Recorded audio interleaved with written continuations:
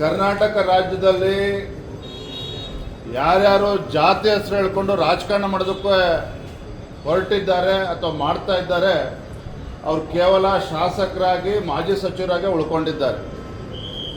ಯಾರು ಈ ನಾಡಿನಲ್ಲಿ ಎಲ್ಲ ಸಮುದಾಯಗಳನ್ನು ವಿಶ್ವಾಸಕ್ಕೆ ತೆಗೆದುಕೊಂಡು ಎಲ್ಲ ಸಮುದಾಯಗಳ ಧ್ವನಿಯಾಗಿ ಇವತ್ತು ಹೋರಾಟವನ್ನು ಮಾಡಿದ್ದಾರೆ ಯಡಿಯೂರಪ್ಪನವರಂಥ ನಾಯಕರು. ಮಾಜಿ ಮುಖ್ಯಮಂತ್ರಿಗಳಾಗಿದ್ದಾರೆ, 4 ಬಾರಿ ಮುಖ್ಯಮಂತ್ರಿಗಳಾಗಿದ್ದಾರೆ.